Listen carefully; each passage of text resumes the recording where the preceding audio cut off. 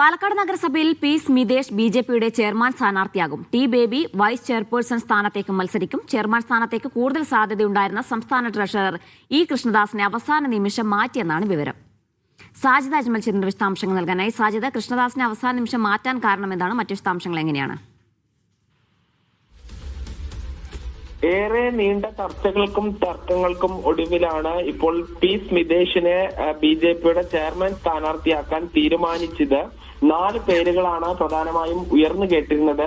അതിൽ ബിജെപിയുടെ സംസ്ഥാന ട്രഷററും ഈ നിലവിലെ വൈസ് ചെയർമാനുമായ ഇ കൃഷ്ണദാസിന്റേതാണ് പ്രധാനമായും ഉയർന്നു കേട്ടത്. അദ്ദേഹത്തെ അവസാന നിമിഷം മാറ്റുകയായിരുന്നു.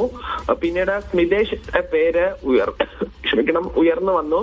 ഈ സ്മിതേഷ് സി കൃഷ്ണകുമാറിന്റെ എതിർപക്ഷത്തുള്ള വ്യക്തിയാണ്. എന്നാൽ ഈ ചെയർമാൻ സ്ഥാനവുമായി ബന്ധപ്പെട്ട് ഇപ്പോൾ ഇവർ തമ്മിൽ ചില ധാരണകളിൽ എത്തിയിട്ടുണ്ട് എന്നാണ് മനസ്സിലാക്കുന്നത്. അതോടൊപ്പം തന്നെ സുനിൽ, ശശികുമാർ എന്നിവർ സി കൃഷ്ണകുമാർ പക്ഷത്തോടൊപ്പം നിൽക്കുന്ന ആളുകളായിരുന്നു. അവരുടെ പേരുകൾ ഉയർന്നു വന്നെങ്കിലും അതും ഒഴിവാക്കി.